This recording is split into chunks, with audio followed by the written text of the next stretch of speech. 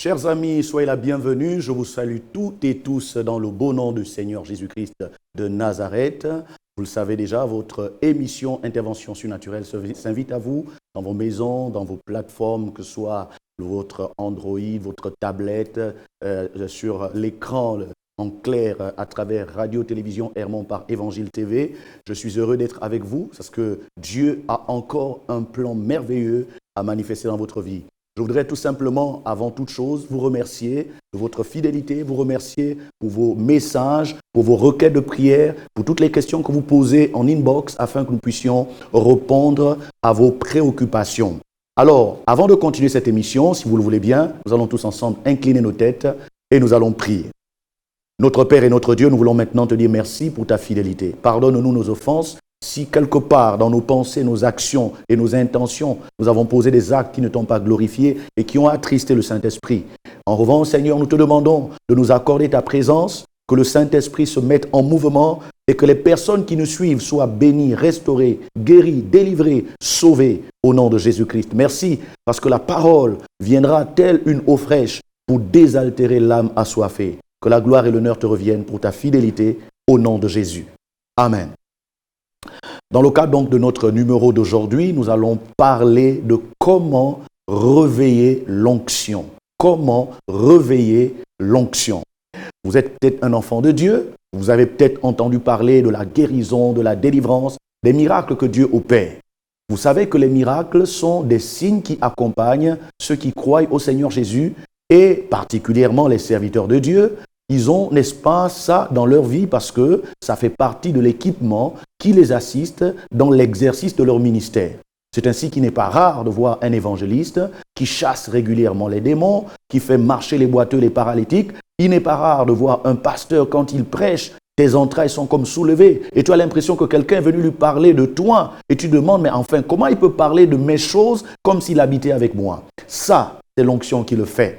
Parfois, on a l'impression que la prophétie est trop précise. C'est comme si quelqu'un avait donné des informations au prophète. Ça, c'est le travail de l'onction. Mais cette onction-là, elle ne se balade pas comme cela. Elle n'agit pas par accident ni par hasard. Elle a des principes, elle a des codes. Et je voudrais vous donner quelques petits éléments qui vont vous aider à déclencher cette onction. Vous savez, Intervention surnaturelle, ce n'est pas une émission théologique.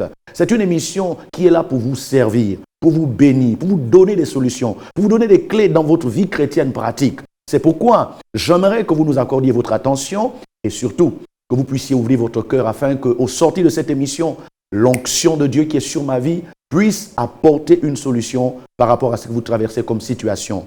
D'aucuns pensent que quand on parle de l'onction, ça nécessite forcément qu'on soit d'abord malade, qu'on ait un problème de travail, de mariage. Qui a dit cela? L'onction n'est pas là seulement pour sauver, mais l'onction est là aussi pour préserver. Vous comprenez cela? L'onction sauve et l'onction préserve. C'est-à-dire, c'est un disque que, par exemple, dans le domaine de la santé, l'onction de Dieu peut et va nous guérir si nous sommes malades, mais l'onction de Dieu va aller plus loin. Elle va nous maintenir en bonne santé. Quand vous lisez attentivement le psaume 23, vous comprendrez de quoi je parle. La Bible dit, quand je marche par la vallée de l'ombre de la mort, je ne crains aucun mal, parce que ta houlette et ton bâton me rassurent. Ça, c'est une dimension de guérison, de délivrance que le Seigneur opère dans la vie de l'enfant de Dieu.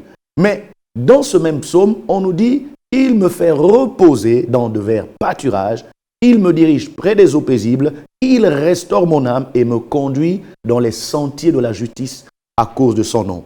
Voyez-vous, l'onction a une capacité de préservation. L'onction a une capacité de maintien des acquis et même de nous amener sur les hauteurs dans l'excellence. Si vous avez par exemple un enseignant, qu'il soit du primaire, du secondaire ou du supérieur, qui, par les curricula qu'il a appris, n'est-ce pas, à l'école normale, est apprécié parce qu'il a un style pédagogique qui permet aux élèves de comprendre, aux étudiants de bien comprendre, l'onction dans la vie de cet enseignant va amener un plus de telle sorte que il va avoir des capacités qui vont au-delà des gens qui ont eu la même formation que lui, qui vont au-delà des gens qui ont eu, n'est-ce pas, les mêmes principes pédagogiques, les mêmes méthodes d'enseignement. Ça, c'est ce que l'onction de Dieu est capable de faire. Je voudrais, sans plus tarder, vous inviter à prendre avec moi un texte que nous trouvons dans Marc, le chapitre 5, à partir du verset 25. Marc, chapitre 5, à partir du verset 25. Je lis la parole de Dieu. Or, il y avait une femme atteinte d'une perte de sang depuis 12 ans. Elle avait beaucoup souffert entre les mains de plusieurs médecins. Elle avait dépensé tout ce qu'elle possédait et elle n'avait éprouvé aucun soulagement, mais était plutôt allée en empirant. Ayant entendu parler de Jésus, elle vint dans la foule par derrière et toucha son vêtement, car elle disait, « Si je puis seulement toucher le bord de ses vêtements, je serai guérie. » Au même instant, la perte de sang s'arrêta et elle sentit dans son corps qu'elle était guérie de son mal. Jésus connut aussitôt en lui-même qu'une force était sortie de lui et, se retournant au milieu de la foule, il dit, « Qui a touché mes vêtements ?» Ses disciples lui dirent, « Tu vois la foule qui te presse et tu dis qui m'a touché. » Et il regardait autour de lui pour voir celle qui avait fait cela. La femme, effrayée et tremblante, sachant ce qui s'était passé en elle, vint se jeter à ses pieds et lui dit toute la vérité. Mais Jésus lui dit, « Ma fille, ta foi t'a sauvée, va en paix et sois guérie de ton mal. » Ce texte est rempli de beaucoup d'enseignements sur comment réveiller, comment faire mouvoir l'onction de Dieu.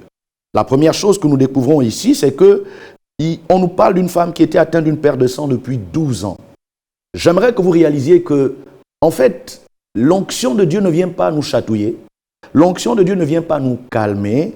Comme par exemple, certains disent, « Ah, je bénis le Seigneur parce qu'il m'a guéri, j'avais mal à la tête, ça s'est calmé. » Ça, ce n'est pas l'onction de Dieu. Un peu de repos, peut-être de l'effaralgan pour ne pas faire de la publicité, peut vous donner un soulagement et votre mal de tête va se calmer.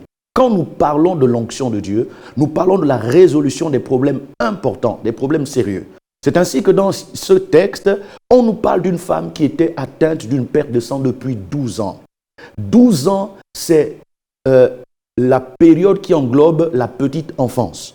Et vous savez, les psychologues nous le disent, c'est la période la plus importante d'un être humain sur la terre. Pourquoi? Parce que c'est là que le caractère, la personnalité, l'identité de la personne se forme. Maintenant, vous imaginez cette femme-là. Non seulement elle a eu le temps de traverser la petite enfance, mais on nous dit que son mal, dès qu'elle a commencé à avoir ses règles, s'est éternisé pendant 12 ans. En général, les femmes ont des règles entre 12, 13, 14, 15 ans tout au plus. Vous imaginez un peu les premières 12 années de sa vie, ajoutées à 12 années de souffrance dès qu'elle a commencé à avoir ses règles, imaginez la souffrance, imaginez l'humiliation. Cette femme, d'après la loi juive, n'avait pas le droit de se tenir au milieu du peuple. Elle devait, comme une lépreuse, être à l'écart, à l'extérieur de la ville, à l'extérieur du camp.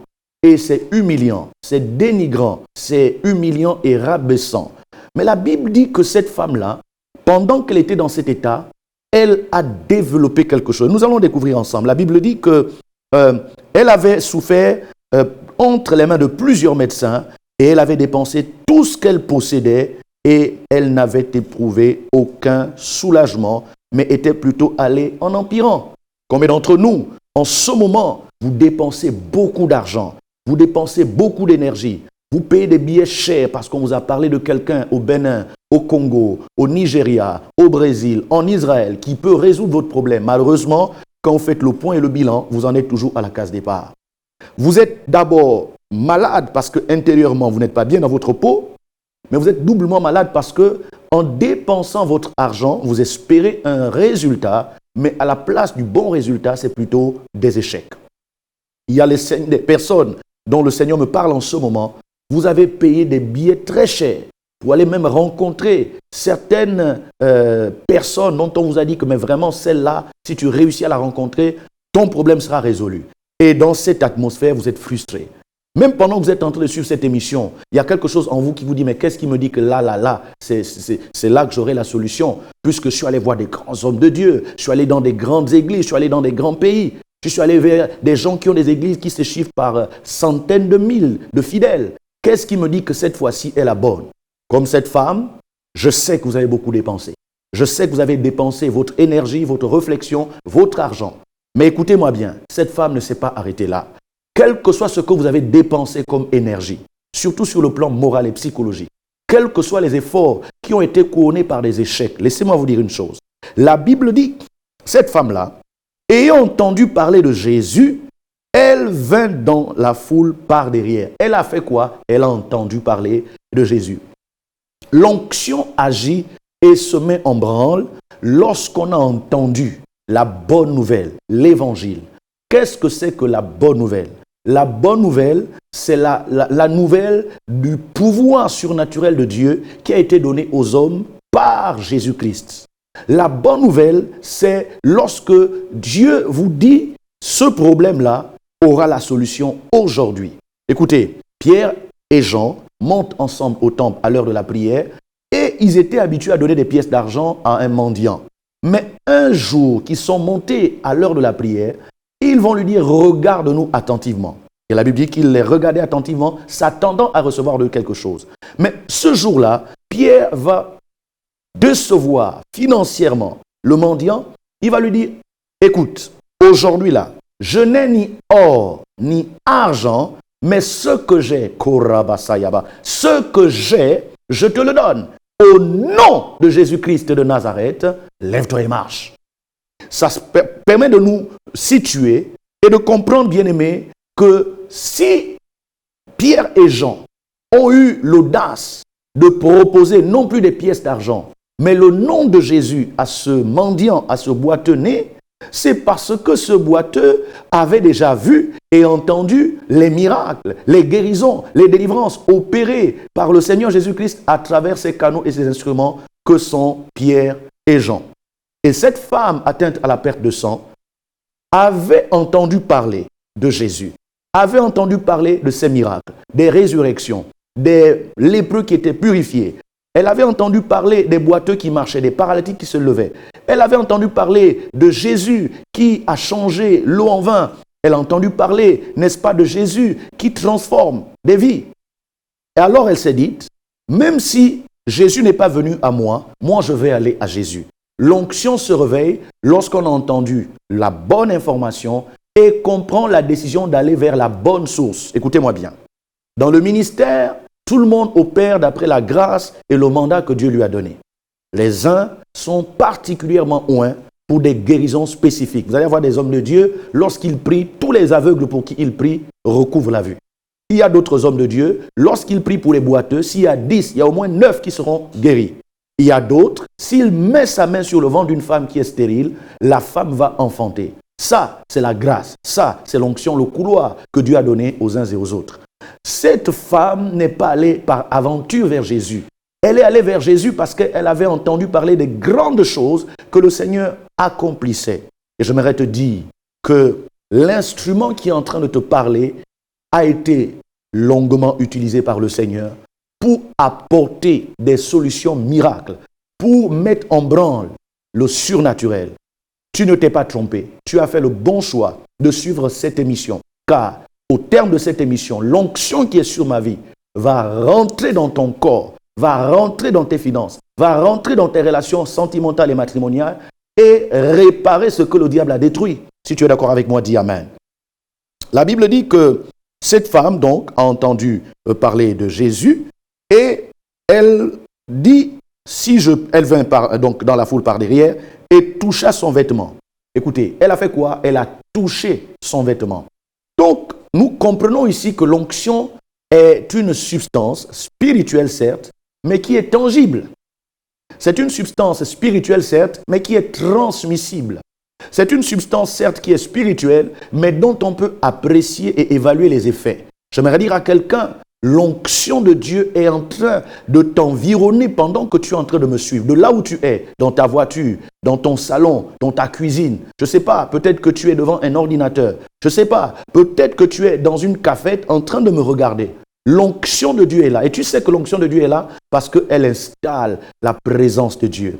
La présence de Dieu se manifeste par la paix. La présence de Dieu se manifeste par une forte envie de voir Dieu agir. Dieu est là par son onction. Elle a touché donc le bord du vêtement de Jésus et la Bible dit, elle disait, si je puis seulement toucher ses vêtements, je serai guéri. L'onction de Dieu agit à partir de la déclaration. L'onction de Dieu agit à partir de la confession. Quelle est ta confession? Quelle est ta déclaration? Est-ce que tu fais partie des gens qui subissent les événements? En général, les circonstances difficiles nous obligent à parler avec défaite et découragement. Ou alors, malgré les événements difficiles, malgré les circonstances compliquées, tu fais le choix de déclarer la parole. La Bible dit, n'appelez pas conjuration ce que ce peuple appelle conjuration. même si tu traverses une crise financière, même si tu as des dettes, même si tu as des pressions, des menaces, parce que tu dois payer tel ou tel autre montant d'argent que tu n'as pas, sache que ta confession et ta déclaration va mettre en mouvement l'onction de Dieu et l'onction de Dieu va attirer l'argent là où il est. Laissez-moi vous dire une chose. Un jour, des gens sont venus faire des pressions à Pierre à propos de l'impôt. Et Pierre était découragé. Alors, il a posé le problème au Seigneur Jésus et il n'y avait rien dans la caisse du Seigneur.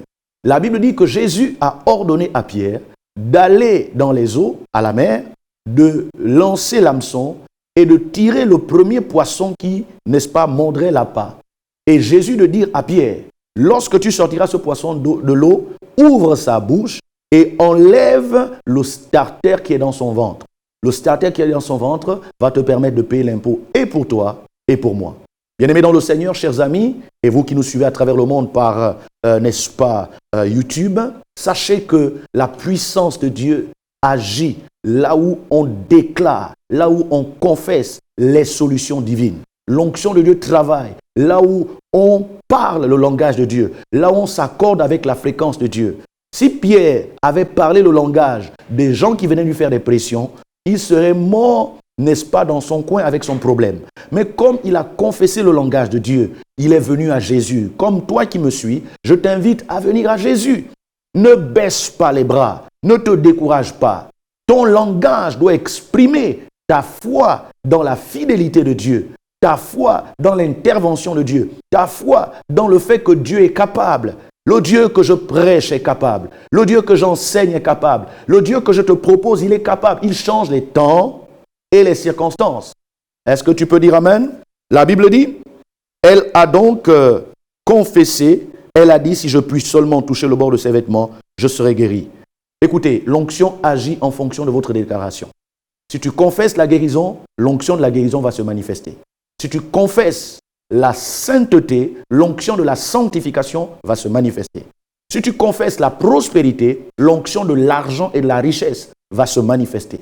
Si tu confesses le mariage, l'onction du mariage va se manifester.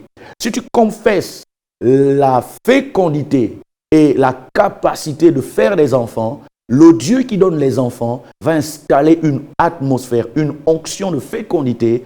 Et toi qui étais appelé stérile, on t'appellera mère d'une multitude d'enfants. Permettez-moi de marquer une pause et de prier pour quelqu'un qui en ce moment est en train de passer par des moments difficiles. Seigneur, tu connais la difficulté, tu connais le problème, tu connais, Seigneur, ce qui le préoccupe, ce qui la préoccupe. Peut-être que c'est un problème de maladie, peut-être que c'est un problème de dette, peut-être que c'est un problème de déception, peut-être qu'on lui a tourné le dos, peut-être qu'il a perdu le travail, elle a perdu le travail. Je ne sais pas ce que le diable a sémé comme malheur dans sa vie. Mais ce que je sais, Père, c'est que l'onction est maintenant disponible. La puissance de Dieu. Car tu dis dans ta parole, la main de l'Éternel n'est pas trop courte pour sauver. Son oreille n'est pas trop dure pour entendre. Relâche et manifeste ta puissance afin que cet homme, cette femme, obtienne la victoire dans le nom de Jésus-Christ de Nazareth. Je repousse les limites, je repousse la maladie, je repousse le chômage, je repousse le désespoir, je rejette la malédiction, je rejette la fatalité et je déclare la bénédiction de l'Éternel qui enrichit et ne se fait suivre d'aucun chagrin. Qu'il en soit ainsi au nom de Jésus-Christ de Nazareth. La Bible dit que cette femme-là a dit, si je puis toucher le bord de ses vêtements, je serai guéri. Au même instant, la perte de sang s'arrêta et elle sentit dans son corps qu'elle était guérie de son mal.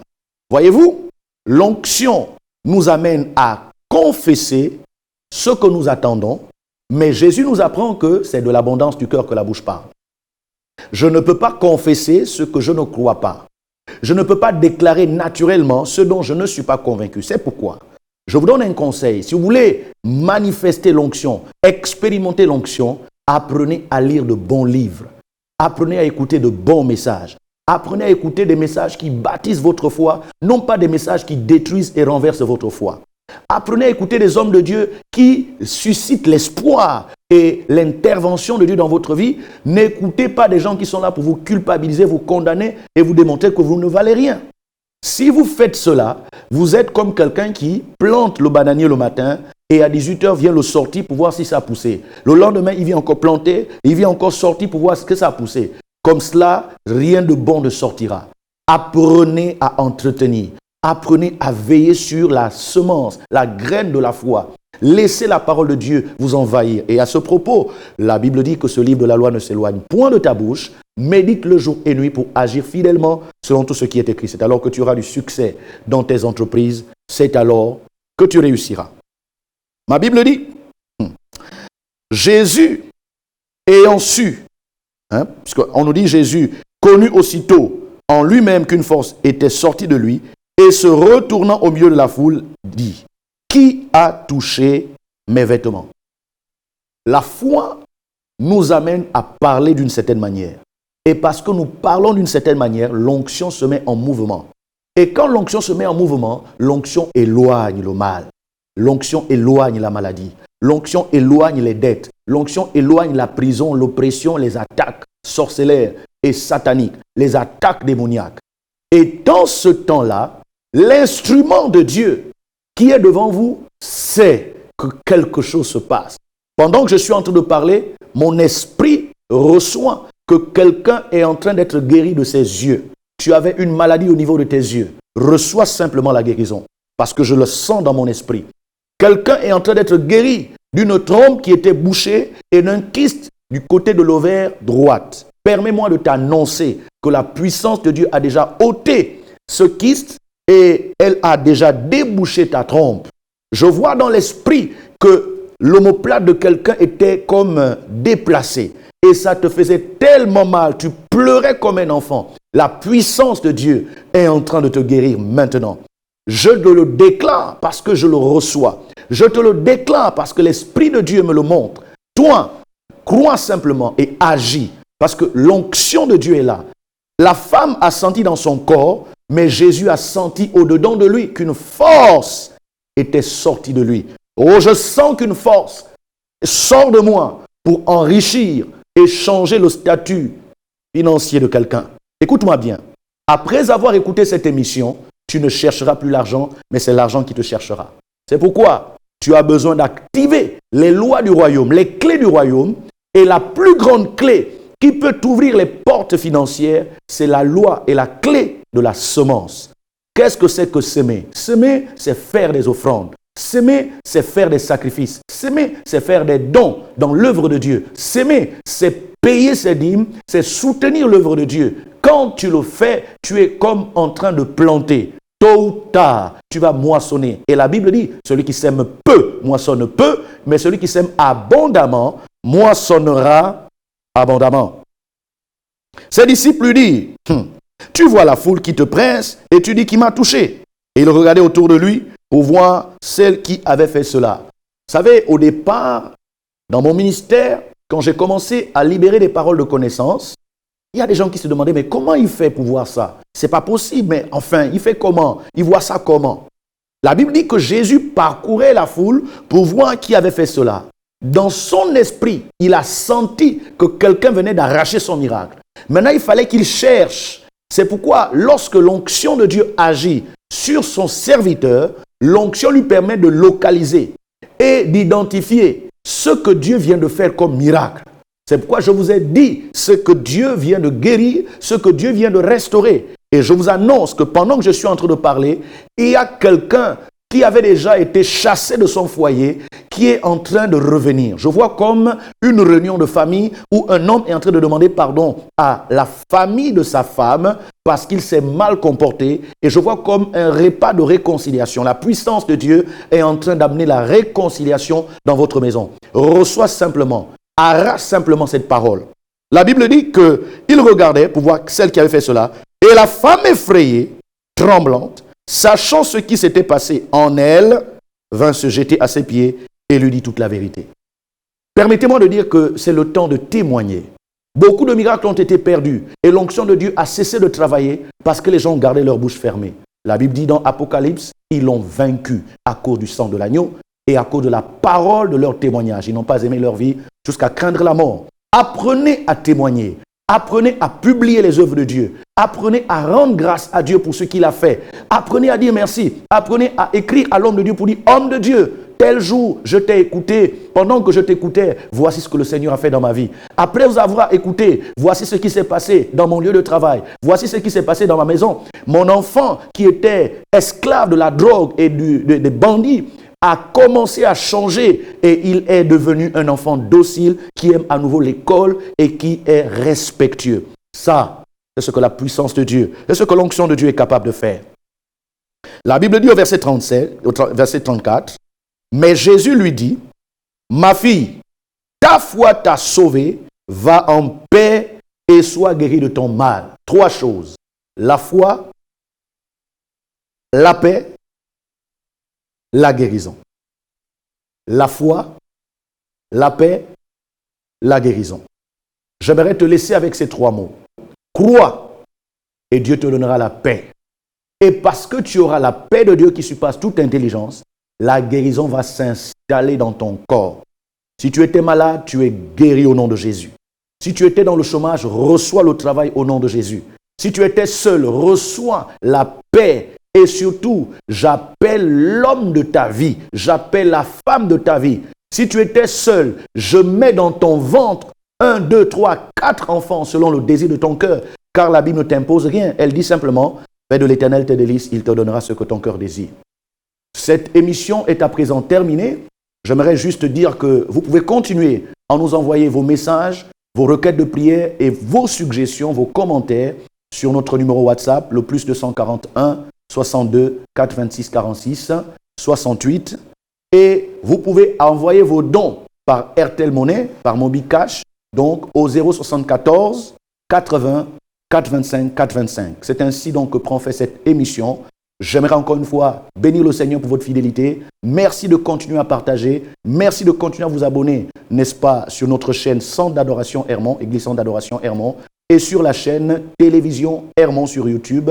Mais surtout, encouragez les gens à nous suivre ici à Libreville au Gabon, en clair, sur le canal 42, fréquence 639.25, radio, télévision Hermon par Évangile TV.